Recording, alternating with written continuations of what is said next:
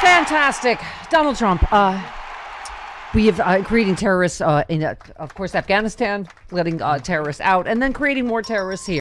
Yep. Domestic terrorism. Yep. As Dean Obadala says, who will join us in a few minutes, he is the Osama bin Laden of January 6th. So it would make sense that he would only negotiate with terrorists and create more terrorists here. Yes. Okay. Oh, I saw Fox News. Travis said there's no motive yet. Right. Yeah. Really? Except the fact that he would like That he's Joe Biden sad. to resign. Wasn't and he's he a live crazy... streaming He it? live streamed it. He live streamed his motive. Yes. Yeah. Right. That's in Fox speak. That means, There's no motive. No yet. No, motive. his mother Obvious. died, and that's why. Oh my God, Jody. Who gives a flying? Really? Really? A lot of us have lost loved ones. It didn't. I've drive lost a dad and 4 siblings, so, you know. Yeah. Yeah. Where's your Hi. truck? Exactly. I can't. Really? Someone said, they're like, well, of course we knew he was white before it was even released. Because, On the truck. yes. Well, because they talked to him for several hours and then took him alive. Right. Right. It's okay. Hi, Jamie. Oh, good morning. I can't. They literally, the Chiron is like no motive. They just don't know how to cover it when Yep. it's a Trump-inspired domestic terrorist again. Because they don't know how to cover themselves. It doesn't fit the narrative. Right. So he's wanted to talk to Biden, wanted Biden to resign, and was going through some. Oh, I'm sorry. Yes, play the next one. Some personal issues. Really? You don't say. Okay. We don't know if there are any explosives in the vehicle. It's still an active scene. While Mr. Rosenberry has been taken into custody and has been removed from the scene, we still have to search the vehicle and render the vehicle safe, so we don't know as of yet. We do know that Mr.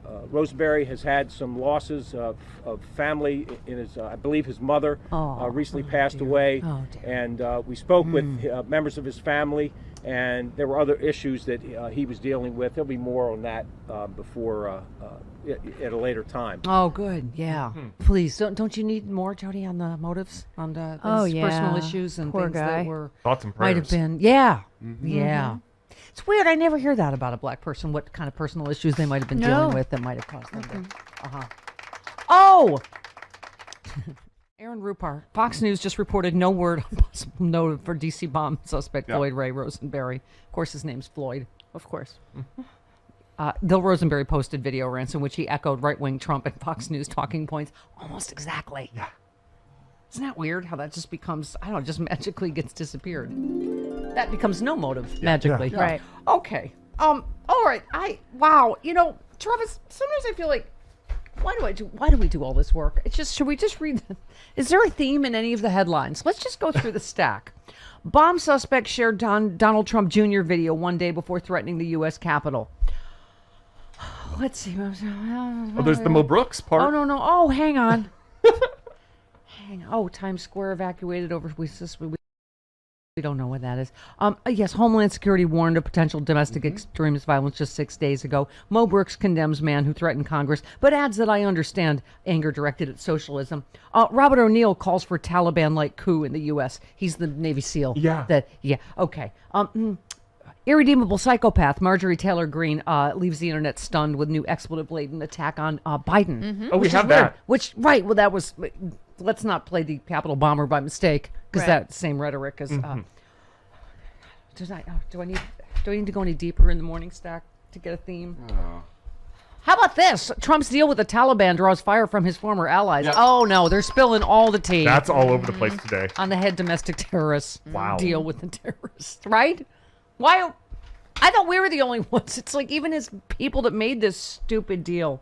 Days before, can I have some nostalgia music, Sean? Days before the anniversary of September 11th attack 2 years ago, Trump had a novel idea. He'd invite the leaders of the Taliban, the group that harbored Osama bin Laden, the founder of Al-Qaeda, to peace negotiations in the Camp David presidential retreat in Maryland. The notion of any presidential meeting with the Taliban, let alone that close to September 11th, stunned many of Trump's top advisors. But Trump was eager to engage with the militant group because he's such a super duper negotiator. Super duper. The super lady.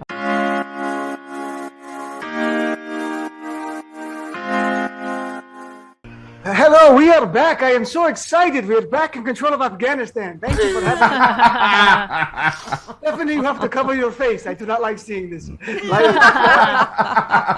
I cover my head with a baseball cap when you're on. This is very... Yeah, just for you.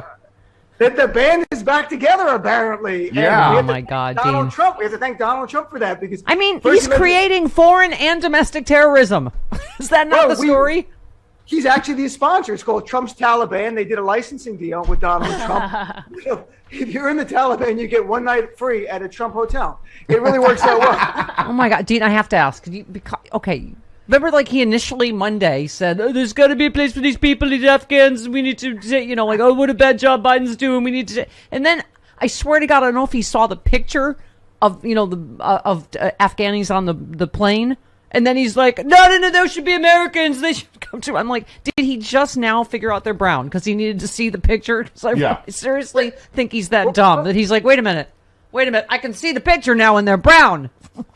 It's look. I mean, everyone is losing sight. Not us, but you see the mainstream media. Like you just played the clip where Stephanopoulos and they cut out the word "no" on Twitter.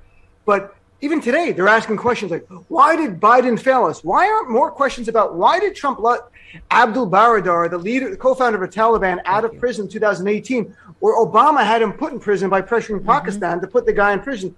He's a co-founder of the Taliban. He was involved in killing U.S. troops. That's why he was in jail. Trump let him out to make a sweet peace deal, then pressured the Afghan military, let out 5,000 terrorists, which they did over their own objections because Trump pressured them to do that, and then withdrew our troops.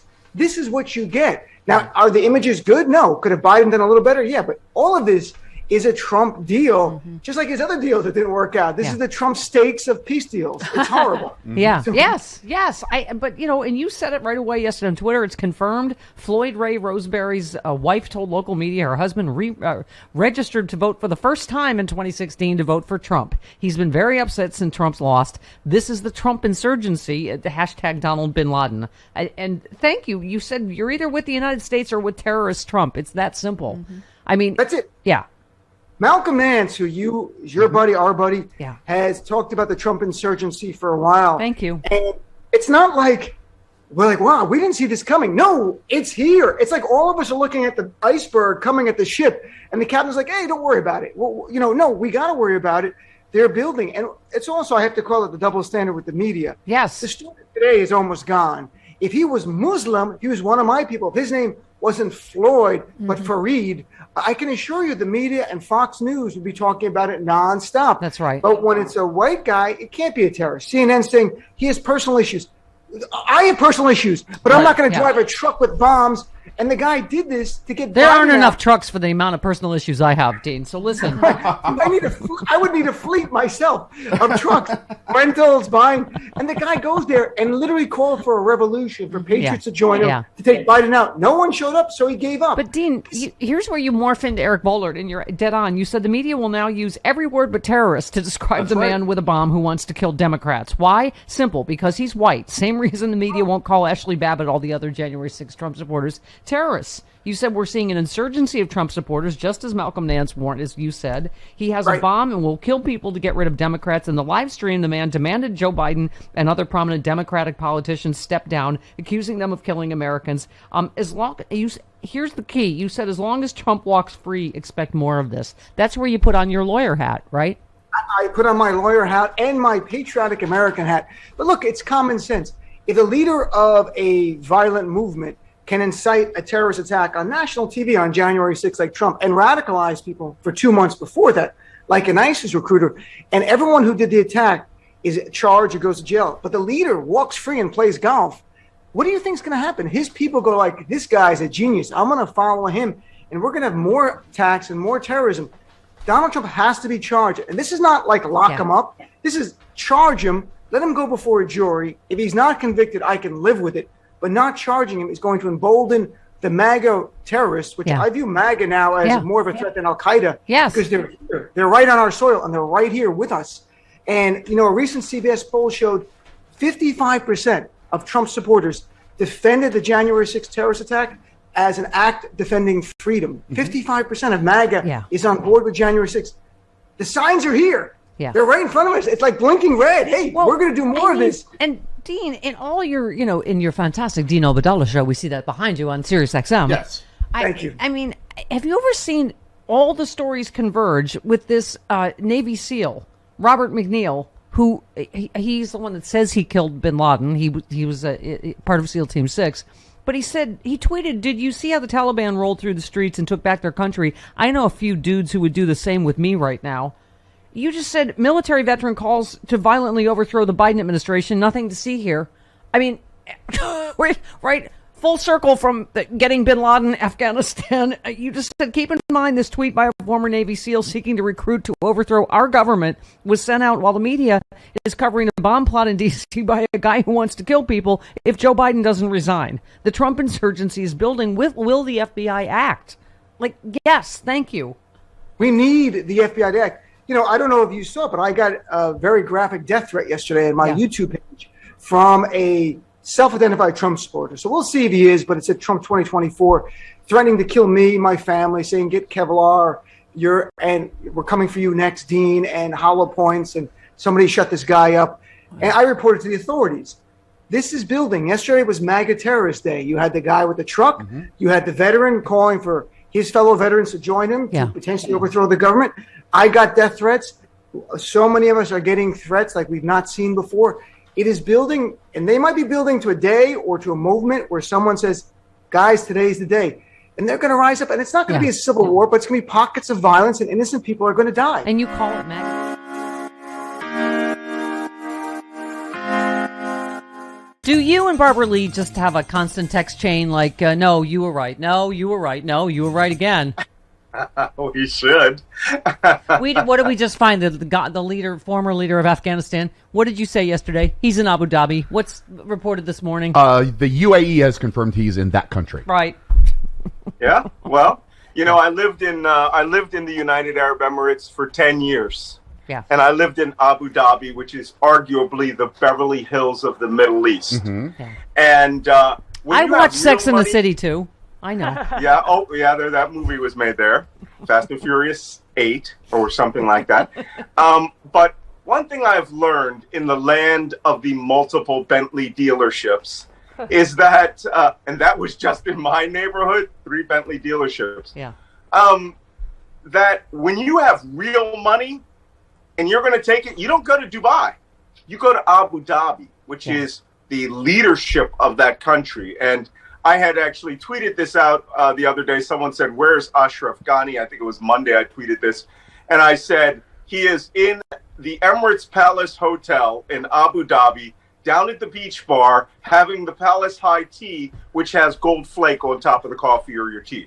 Yeah. And the only way I would know that was I have seen many leaders holed up inside that hotel. It is literally a palace that was built and turned over as a hotel. Mm-hmm. And, at $2,000 or $3,000 a night. He's not going to hide up in the Burj, Dubai or the Burj Khalifa in Dubai. He's not. He's going to go down where the money is and where all the despots hide away. Yeah, Malcolm, let's cut to the chase because you know this better than anybody. I've seen you all over TV, obviously, people asking for your expertise on this. I'm just a layperson. And Donald Trump only dealing with the terrorists, only dealing with the Taliban, releasing 5,000 Taliban prisoners, including the new leader, to make a deal without including the Afghan government. Is this any surprise to anybody that this deal does not? They made a deal to hand Afghanistan to the Taliban. I don't know to what degree Putin or Russia is involved once again, like what we did with the Kurds. But tell us what happened here, because this does not seem like a shock. Well, first off, wipe Putin and the Kurd and the Russians out of your mind. They have no influence there. They're not there. Okay. When you're talking about that part of the world, you're talking about Southwest Asia. You don't have to have outside influence at all. Right. Come and make the decisions for you. Because when you've been, working in the camel market since you were age 2, and somebody comes in there and thinks they're going to out-hustle you, you're going to show them what you're really good at. And that's the camel market. And that's a metaphor that we use where they actually do have camel markets. And you cannot just run in there and think that you're going to beat them at their game. I went to, full disclosure, I went to Afghanistan in early 2002, just a week after the Tora Bora operation. I was on an intelligence collection operation there. And I learned very, very quickly what works and what does not work in Afghanistan. When you come down with a group of special forces and a bunch of wild Northern Alliance guys into an area that actually hates you, they're not going to talk to you. But when I came there as a very respectful, at the time, American Muslim. And I met with one of the tribal sheikhs, actually an imam, who was the last person to see Osama bin Laden alive. No one spoke to this man. And all he wanted to do was see who I was, get the cut of my jib, drink tea with me, read the Quran in Arabic, sing nasheed songs, right, and realize that I'm a man. And he spoke to me and told me things he had never told anyone, like where Osama bin Laden was going and what he was intending to do, which we all found out later was move to Pakistan, right? So this cultural buy-in is a blind spot that Americans have. I actually requested to go back on active duty in the run-up to the invasion of Iraq. I was training special operations people in prisoner handling and foreign languages at the tune of $10,000 per program. And I literally had a letter from the Secretary of the Navy who said, we have no additional foreign language requirements for the occupation of one of the largest countries of the Middle East because they believed we would be greeted as liberators. Right. What's happening in Afghanistan and is totally on the decision of the people of Afghanistan. They cut deals with the Taliban the minute that they heard we were negotiating to secretly turn the country over. We had cut the government of Afghanistan out of the decision-making, and the tribal sheikhs and leaders who actually run the country. Right down to the wali, the senior male of every village. That's when Afghanistan was lost, when they heard that we made a deal with the Taliban. I mean, it's like, this is not, okay. A secret deal. You said, why are so many shocked by the fall to the Taliban? You said, because Americans are culturally stupid. Hard facts people deal with it. I mean. We are. Yeah. We are. We are culturally stupid. And, you've got to admit it to yourself. Maybe your listeners are interested in what goes on in the greater world and the perspectives of other peoples, but the decision makers and many people in government are not. And I know when I went there in January 2002, literally just after New Year's, by the time I had returned, turned in my reports and started preparing for other operations, I was told to prepare for Iraq. That's February 1st, 2003. The first time we lost Afghanistan, right, when we diverted. 1 year before Iraq invasion. They had no interest in Afghanistan after Tora Bora for the most part, even though we were continuing combat operations. And they had gone to their safe haven in Pakistan. The war was lost in January 2002. You said on Twitter, hard-ass intel assessment, America does not own Afghanistan. They're people with their own culture, tribal politics, religious values. They made the choice about their governance. The Afghan street chose the Taliban to make peace. We won't like the results. Deal with it. And you said Afghanistan is reset back to 2001 or 1843. Will you choose?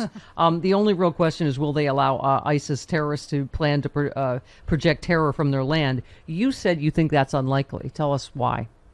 It is unlikely because ISIS Khorasan, or ISIS-K as we know them, they are a cult. They are the fifth iteration of a cult in the history of Islam. And the four other ones were put down pretty brutally.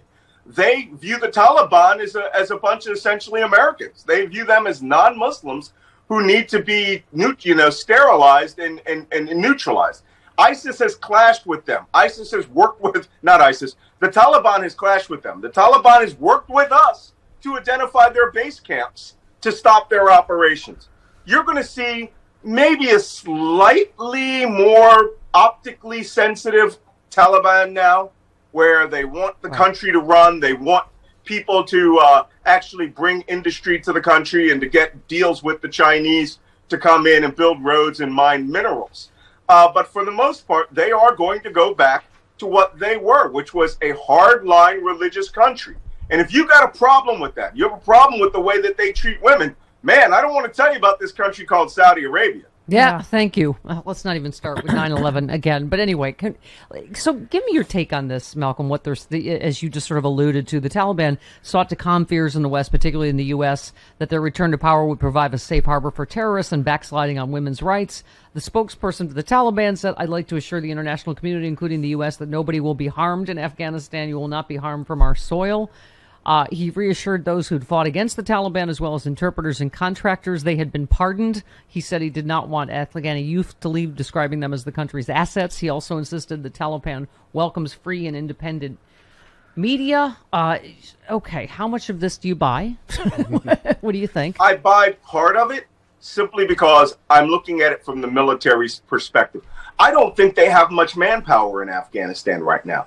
I think that manpower is just starting to flow out of their safe havens in the mountains of Pakistan. Yeah. And to tell you the truth, if we put 5,000 combat troops in Kabul, we could cleanse Kabul in a matter of a couple of days to where the entire city would be secure. It'll cost us troops. American soldiers will die. But we have the capacity to break the Taliban. They know this. Yeah. They have a deal in place. The best deal in the world. Donald Trump gave them everything. Guaranteed we would lose. You know, last January, Trump secretly tried to get all U.S. forces out of Afghanistan by January 1st. And only the Pentagon said we would have to dump billions of dollars worth of equipment. And that spoke to his inner greediness. And that's the only reason that this didn't happen on January 1st. Yeah. The Taliban were always going to walk in. That deal was cut.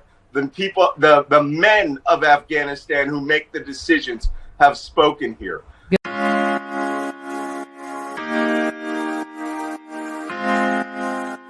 I ran the idea by you. I'm just spitballing from Eric Garland. Just think it would be funny to say you're taking Trump to his reinauguration and then, bam, come the cuffs. Okay.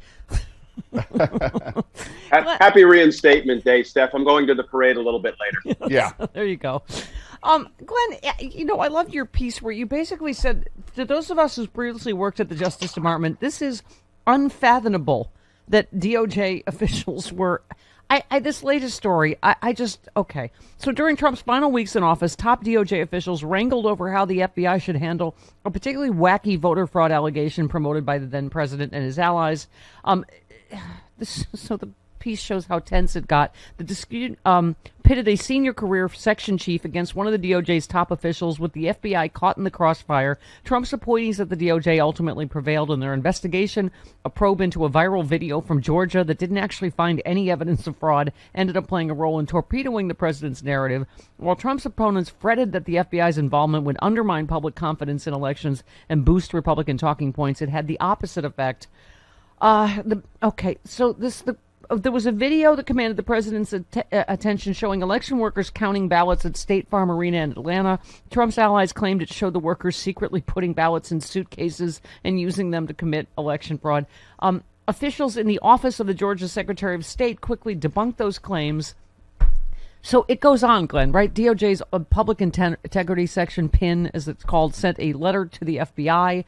They wrote that the team did not want the FBI to investigate the video. Secretary of State investigators have already conducted recorded interviews. The FBI is re-interviewing these individuals at this point, and under current circumstances risk great damage to the department's reputation, including possible appearance of being motivated by partisan concerns. So there were different rules before Bill Barr took over, right? Bill Barr took over, changed the rules. And a few days after the networks had called the election for Joe Biden, Barr issued a memo letting the FBI investigate some voter fraud allegations more quickly. I mean, where do you at this hour place Barr's involvement in this? And then, like a coward, he quits, right? But I mean, but obviously this was all irregular already, right? What Barr did, just tell us your take on all that.